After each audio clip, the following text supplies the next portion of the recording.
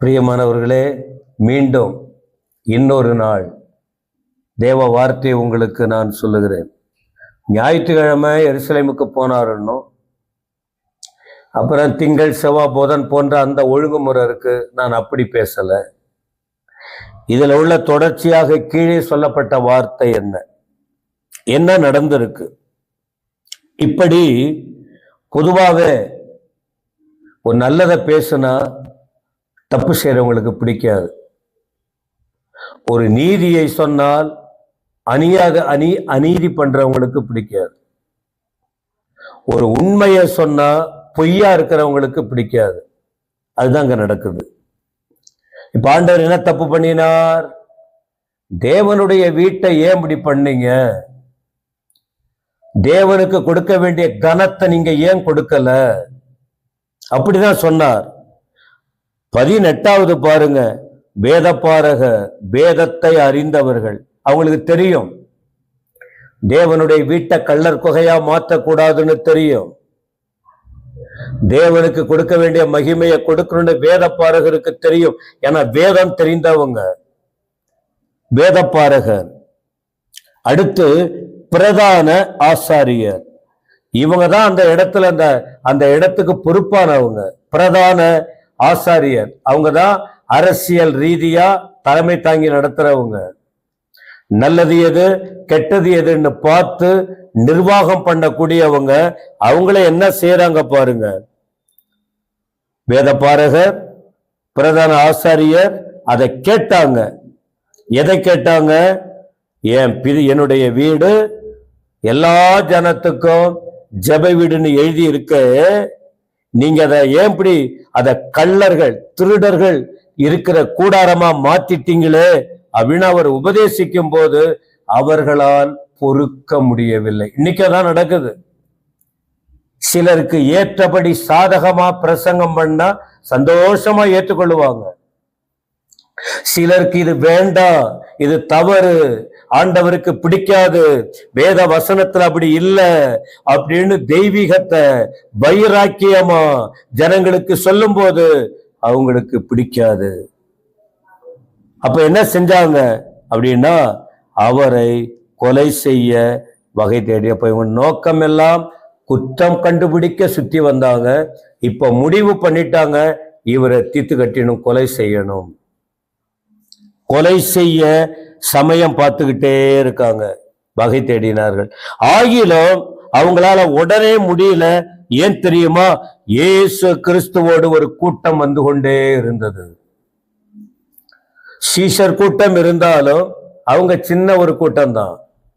திரள் கூட்டம் ஒன்று ஆண்டவருக்கு பின்னாலே வந்தது. ஏன்னா இவர்களுக்கு முன்னால திரளான கூட்டம் ஆண்டவருக்கு பின்னால வந்ததுனால ஜனங்கள் எல்லாரும் அவருடைய உபதேசத்தை கேட்டு ஆச்சரியப்பட்டாங்க. என்னடா இப்படி அவர் சொல்ற வார்த்தையை கேட்கிறாங்க, அவரு பின்னாடியே சுத்திக்கிட்டு இருக்காங்க.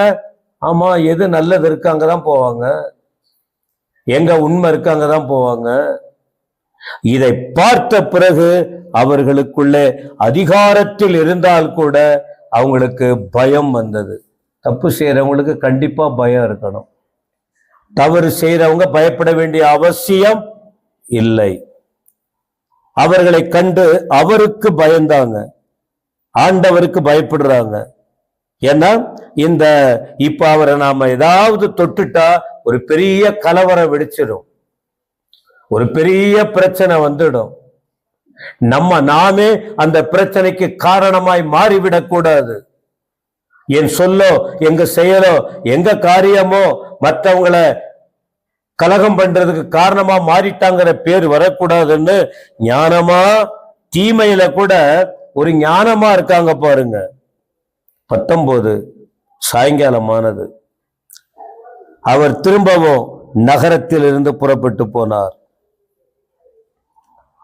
முதல் நாள் வந்தார், பெத்தானியா போனார். திரும்ப வந்தார். உள்ள இந்த சம்பவங்கள் நடைபெற்று கொண்டிருக்கு. அப்புறம் அங்க இவர்கள் ஸ்டார்ட் பண்ணிட்டாங்க, இவனை அவ்வளவுதான், இதை விடக்கூடாதுன்னு ஜனக்கூட்டத்தை கண்டு பயந்தாங்க. இப்ப ஆண்டவர் திரும்பவும் பெத்தானியாவுக்கு போகிறார். சாயங்காலமான போது அவர் நகரத்திலிருந்து புறப்பட்டார் அப்படின்னு சொல்லி இருக்கு. திரும்ப பாருங்க, மறுநாள் காலையில் அவர்கள் அந்த வழியா வர்றாங்க. அப்ப அந்த வழி அப்படிதான் போய் ஆகணும். எருசலேமிலிருந்து இவங்க அந்த அத்திமரம் இருந்தது பாருங்க, அந்த வழியா தான் அந்த ஊருக்கு போகணும். திரும்ப அந்த கிராமத்திலிருந்து எருசலேமுக்கு வரணும்னா அதே வழிதான் திரும்பி வரணும். அப்படி வரும்போது என்ன நடந்தது? அத்திமரம் வேரோடு பட்டு போயிருக்கிறதை கண்டார்கள். நான் ஆண்டவர் ஒரே ஒரு வார்த்தை சொன்னார், நீ யாருக்குமே பிரயோஜனம் இல்லை, எனக்கும் பிரயோஜனம் இல்லை, யாருக்குமே பிரயோஜனம் இல்லை. அதனால இனி உனக்கு நீ வந்து ஒரு நாளும் உங்ககிட்ட யாரும் ஒண்ணு எதிர்பார்க்க மாட்டாங்க அப்படின்னு ஒரே ஒரு வார்த்தை தான் சொன்னார். சபித்தார்னு அங்க இல்ல, ஒரு வார்த்தை சொன்னார். ஆனா இவங்க என்ன சொல்றாங்க? அது வேரோட பட்டு போயிருக்கிறதை ஆண்டவரும் கண்டார், சீஷர்களும் கண்டார்கள். 21ஆம் வசனத்துல பேதுரு நினைவு கூர்ந்து, பேதுரு பேரு அடிக்கடி வரும். அப்ப இவர் ஒரு முக்கியமான இடத்துல இருந்து நிர்வாகம் பண்ணி இருக்கிறார், ஊழியத்தை கவனித்திருக்கிறார். அடிக்கடி பேதுரு பேதுரு பேதுரு.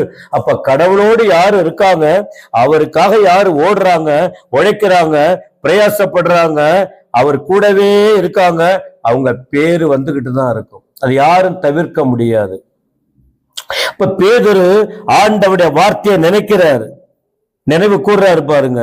அவரை நோக்கி, ரபி, இதோ நீ சபித்த அத்திமரம் பட்டு போயிற்று என்றான். ஆண்டவருக்கு தெரியும், அந்த மரத்தை பார்த்து பேசினாரு, அப்பவே அவருக்கு தெரியும் இது அவ்வளவுதான், இது முடிஞ்சு போச்சுன்னு. ஆனா இப்போ பேதுரு பார்த்த பிறகு அது பட்டு போய் இருந்தது. இப்ப ஆண்டவர்கிட்டயே பேசினவர்கிட்டயே இப்ப சொல்றாங்க அந்த மரம் பட்டு போச்சு. அப்ப இயேசு கிறிஸ்து ஒரு வார்த்தை சொல்லுகிறார். 22ஆம் வசனத்துல இயேசு அவர்களை நோக்கி, இப்ப நீங்க பாத்தீங்கல்ல, நான் ஏதாவது சொன்னனா, நான் ஏதாவது செய்தனா, உங்க கண்ணால பார்த்திருக்கீங்க. அதனால தேவனிடத்தில் விசுவாசமா இருங்க. அந்த ஜனங்களுக்கு தான் விசுவாசம் இல்ல, தேவனுடைய வீட்டை கள்ளர் குகையா மாத்தினாங்க. நீங்களும் என் கூடவே வந்துகிட்டு இருக்கீங்க, நிறைய அற்புதம் அதிசயத்தை பார்த்துக்கிட்டு இருக்கீங்க. அதனால உங்களுக்கு நான் சொல்ற வார்த்தை, அவிசுவாசத்துக்கு இடம் கொடுக்காதீங்க, விசுவாசத்தோடு இருங்கள். யாரிடத்தில் விசுவாசம்? தேவனிடத்தில் விசுவாசம், தேவனிடத்தில். அப்ப அவர் யாரு பக்கம் கவனத்தை திருப்ப சொல்றாரு பாருங்க, என் பக்கம் திருப்பு, மற்றவங்க பக்கம் உங்க கவனத்தை திருப்புங்க அப்படின்னு சொல்ல தேவா.